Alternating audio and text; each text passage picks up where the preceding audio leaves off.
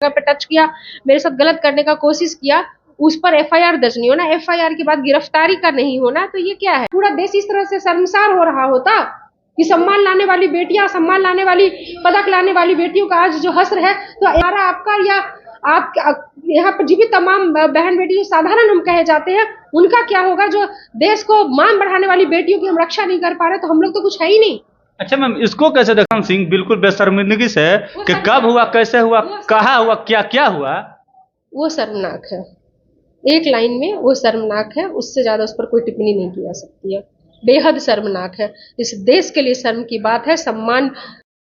हमारे साथ बातचीत करने के लिए महिला प्रकोष्ठ की प्रदेश अध्यक्ष राजद की रितु जायसवाल जी है, इनसे हम बात करेंगे कि महिला पहलवान जो है लगातार आंदोलन कर रही है, लेकिन फिर भी कोई सुनवाई नहीं होती है। सुप्रीम कोर्ट को आगे आकर के एफआईआर दर्ज करानी पड़ती है और एफआईआर दर्ज करने में भी 7 दिन का वक्त लगता है। लेकिन जब नरेंद्र मोदी प्रधानमंत्री जब नई संसद भवन का उद्घाटन करने जाते हैं, बृजभूषण शरण सिंह उसी में रहते हैं और उनका मुस्कुराता हुआ चेहरा भी वायरल हो रहा है। और महिलाएं जो है वहां पर जब जाती आंदोलन करने के लिए उनके सामने, तो महिलाओं को अरेस्ट कर लिया जाता है, गिरफ्तार कर लिया जाता है, एफआईआर दर्ज कर लिया जाता है। बृजभूषण शरण सिंह पर एफआईआर दर्ज करने के लिए 7 दिन का वक्त लग जाता है, लेकिन महिला पहलवानों को गिरफ्तार करने में 7 घंटे की भी देर नहीं होती है। इसको कैसे देखती है? तो वो तो पूरे देश को दिख रहा है। जो सारे जवाब तो मुझे लग रहा है आप दे रहे हैं, और मुझे ऐसा लग रहा है सवाल पूछना है। उत्तर आपने ही दे दिया है कि आज एक महिला रेसलर्स को अपना एक एफआईआर तक दर्ज कराने के लिए सुप्रीम कोर्ट का जब तक आदेश नहीं होता है, तब तक एफआईआर दर्ज नहीं होता है। कौन सी पुलिस है? अमित शाह के नाक के नीचे रहने वाली दिल्ली पुलिस, बिहार की। गृह मंत्रालय के अंदर आता है दिल्ली पुलिस। नहीं दर्ज हुआ। बिहार में आकर के जो ढिढोरा पीटते हैं कि उल्टा करके सीधा कर देंगे, और जब उन पर आरोप लगता है, वैसी ये जिन बच्चियों की आपने बात की है ना, वो साधारण बच्चियां नहीं है।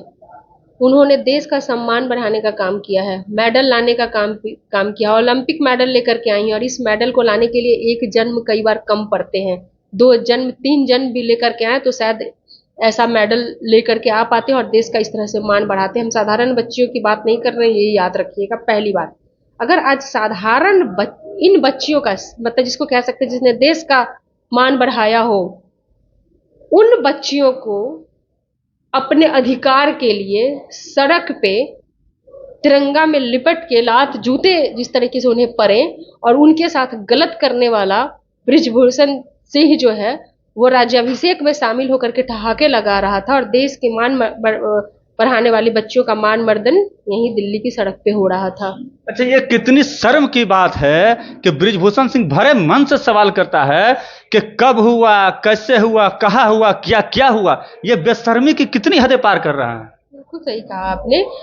वहां पर उन भाजपा में, उनके विधायकों में, उनके मंत्रियों में, इस सरकार में और केंद्र की सरकार में कानून व्यवस्था नाम की कोई चीज नहीं है। यहाँ पे रोज यहाँ पे तार तार होती है ये व्यवस्थाएं। तो आप सारा कुछ देख ही रहे हैं, इसमें कहना क्या है भैया? जब आज आप देखो कि एफआईआर दर्ज होने के बावजूद भी, वो भी पॉक्सो एक्ट, लेकिन गिरफ्तारी नहीं हुई। तो पॉक्सो एक्ट में जहां पर मतलब भी गिरफ्तारी नहीं होना, और उसके पहले जब बच्ची कह रही है, जो माइनर है, जो 18 साल कंप्लीट नहीं, वो कह रही है कि उसने मेरे साथ गलत किया, मुझे गलत जगह पे टच किया, मेरे साथ गलत करने का कोशिश किया, उस पर एफआईआर दर्ज नहीं होना, एफआईआर के बाद गिरफ्तारी का नहीं होना, तो ये क्या है?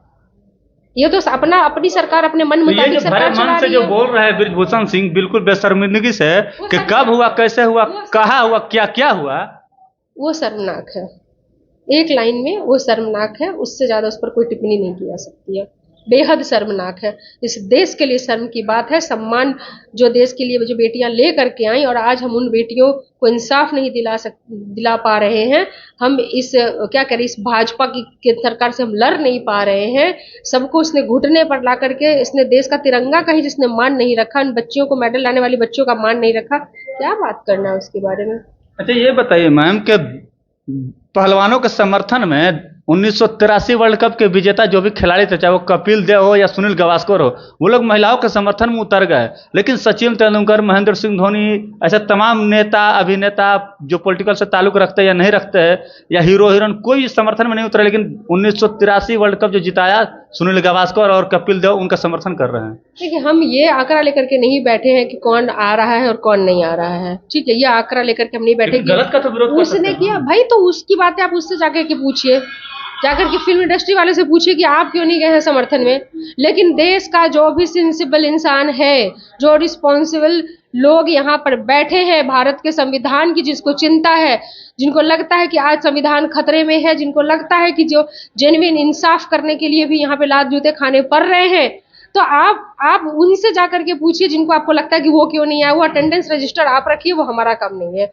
हमें ये दिख रहा है कि बच्चियों के साथ गलत हुआ है, उन्हें इंसाफ मिलना चाहिए। ऐसे व्यक्ति की तुरंत गिरफ्तारी होनी चाहिए, ना कि राज्याभिषेक में जाकर के शामिल होना चाहिए ऐसे व्यक्ति को। अच्छा, देखिए उड़ीसा में जिस तरीके से कल ट्रेन का हादसा हुआ, और कुछ दिन पहले ही अश्विनी वैष्णव जी ने दिखाया था ट्रायल कर करके कि ये जो ट्रेन है आपस में जो जा रही आमने सामने, न वो कभी टकराएगी, न वो कभी पटरी से उतरेगी, तो फिर इतना बड़ा कल ट्रेन हादसा कैसे हो गया? और नैतिकता के आधार पर अभी तक इस्तीफा नहीं दिया। नैतिकता के आधार पर हमारे दो रेल मंत्री इस्तीफा दे चुके हैं।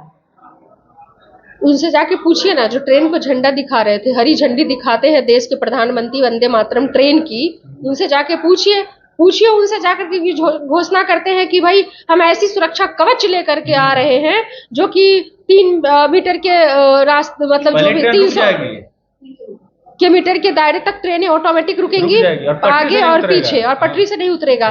तो भैया ये सारी व्यवस्थाएं जो है वो सभी पटरियों के लिए क्यों नहीं लागू की गई, सभी ट्रेनों के साथ क्यों नहीं लागू की गई, क्यों नहीं की गई? वो सिर्फ क्या भाषणों तक रहेगा?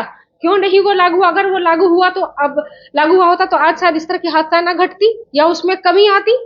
मतलब आपको लगता है कि जनता को गुमराह करने के लिए बातें करते हैं? की भाड़े बढ़ाएंगे, कीमतें बढ़ाएंगे, लग्जरी ट्रेन के नाम पर आप मनमाना वसूल करेंगे, फ्लाइट को पीछे छोड़ दिया आपने ट्रेन का भाड़ा वसूलने में, आप ये सब करेंगे, लेकिन उसमें यात्रा कर रहे यात्रियों की सुरक्षा नहीं करेंगे। आज जो किसी ने अपना बाप खोया होगा, बच्चा खोया होगा, बेटी खोया होगा, सुहाग खोया होगा, घर गुजर गया होगा, हो सकता है इकलौता कोई कमाने वाला उसका परिवार में, वो कमाने वाला इकलौता, अब कोई बचा नहीं होगा उसके परिवार में। इन सब का जिम्मेवार कौन? जो झंडी दिखाते हैं, जो जाकर क्रेडिट लेते हैं कि हमने ये किया और हम ऐसी व्यवस्था लेकर के आ रहे हैं, ऐसे लोगों को तुरंत इस्तीफा देना चाहिए। चाहे वो इस देश के प्रधानमंत्री हो जो झंडी दिखाने का काम कर रहे हो ट्रेन को, चाहे वो रेल मंत्री हो और चाहे वो खेल मंत्री हो। आज देश की सच्चाई ये है कि ना यहाँ पे कोई रेल मंत्री है, ना यहाँ पे कोई खेल मंत्री है। इस देश में सिर्फ एक प्रधानमंत्री है जो अपने हिसाब से संविधान को कुचल करके देश को चला रहा है। आप देख रहे हैं देश प्रेम न्यूज।